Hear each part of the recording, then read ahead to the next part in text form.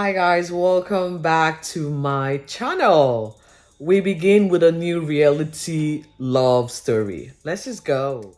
Hi Posh fam, I know we only just concluded the Bachelor AU and now we are on to Married at First Sight.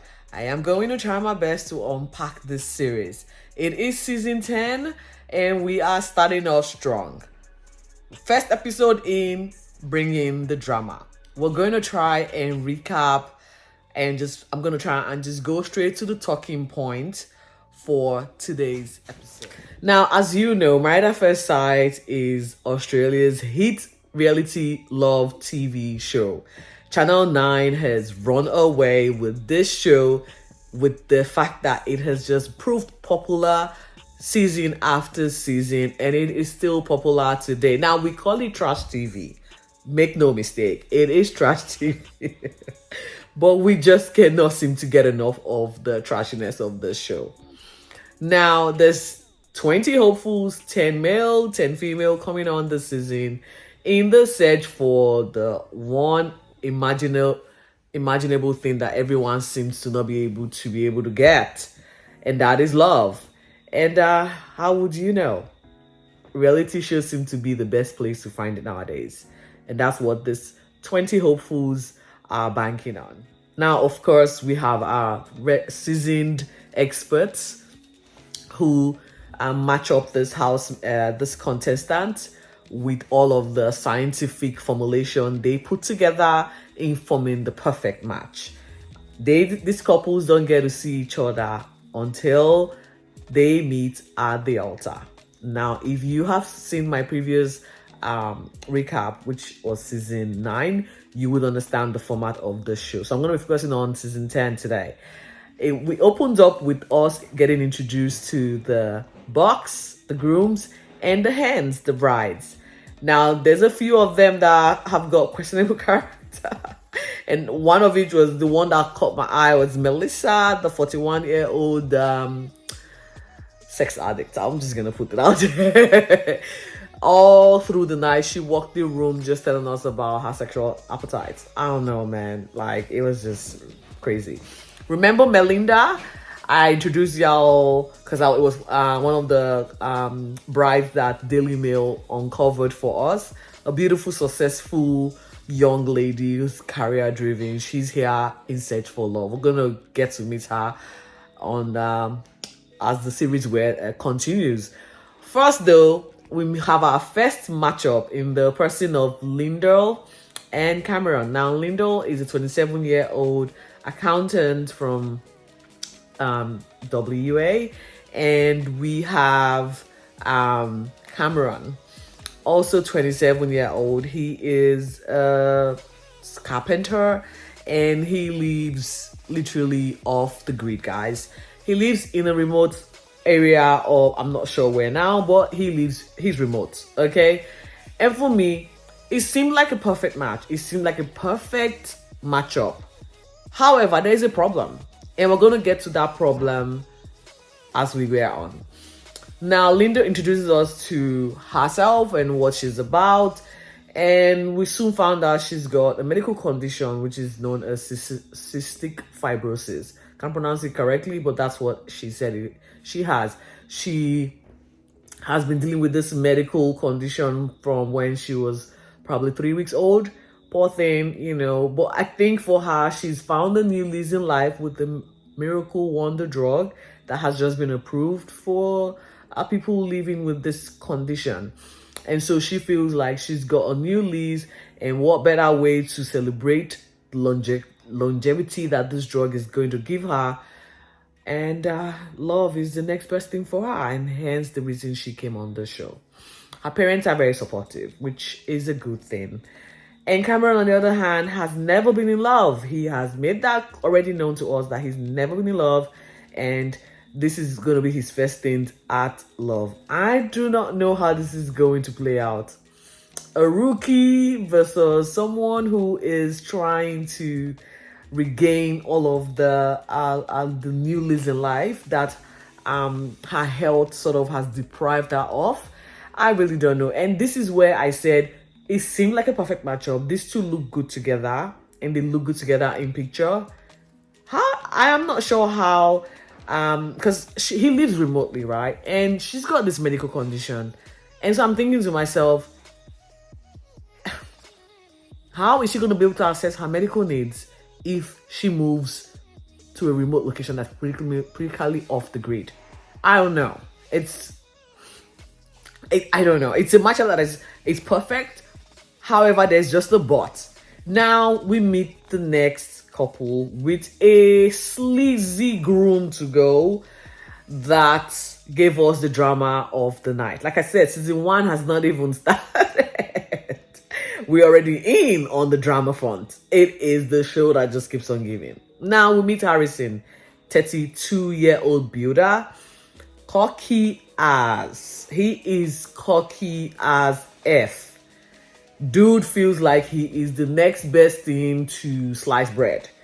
He feels he is so good looking that women can, not help themselves around him.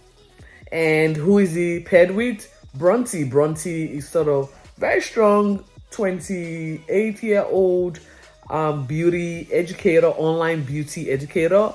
And she, has had her heart broken a few times, and she's here looking for love, or rather one last chance or one last ditch effort at finding love. Now she meets Harrison obviously on the altar, because that's how the show works. Married at first sight. So we're going to meet on the altar and get married, and then start the process of forming relationship. And so they met at the altar. Harrison said, she was beautiful, or she is beautiful. Bronte feels the same way. They soon got over the nerves and exchanged vows. And we head on to the reception where things kicks off. Now, I thought it was going to be coming from Bronte's sister, who seemed like Bridezilla. Okay?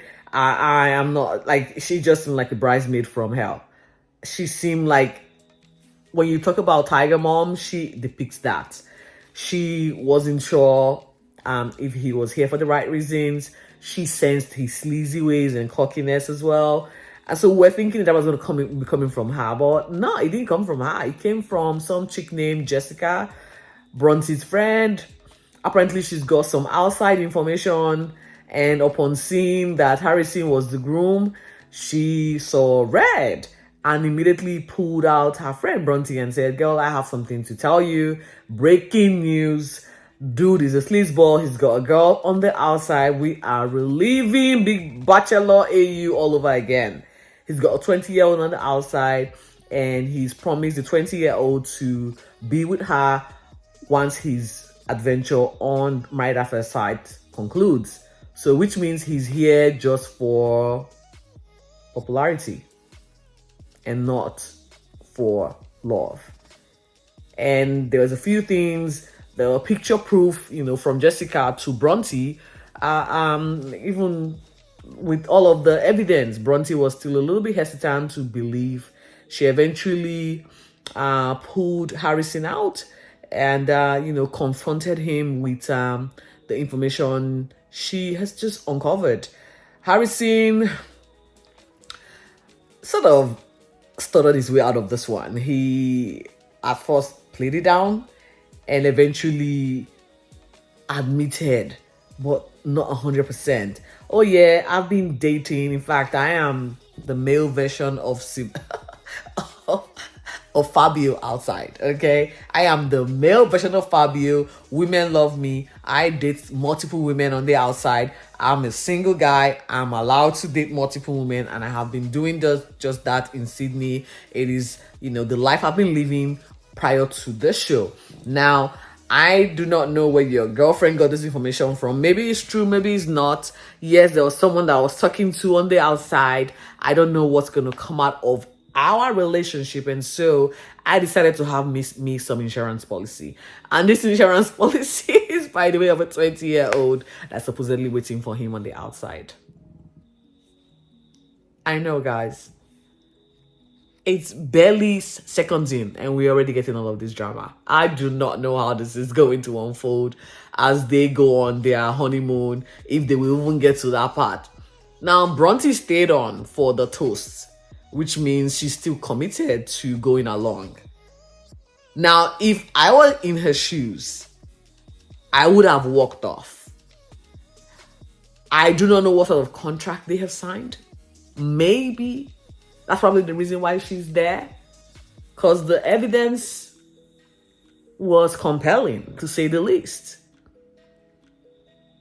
So I don't know. If it was me, I will tail off my contract, because the contract was supposed to uphold if you bring me my perfect match. But this clearly is not my perfect match. She's got someone on the outside. How is it my perfect match? And so you voided our contract, and I would walk off. That she stayed just tells me, I don't know, is she also here for the right reason, or she also wants the drama? We're going to uncover and unpack more of this particular revelation on episode 2. Like I said, I wanted to make it very, very quick and focus in or zoom in on the storylines, because every episode will definitely have a storyline. We are excited to meet the new Bucks and Hens, and I cannot wait to see the next matchup. We already know that matchup from this first weddings, one of the matchup isn't going to last. How sad. How sad. That's it, guys. I cannot wait to unpack what episode 2 has in store for us. And in the meantime, stay safe and stay focused. Bye.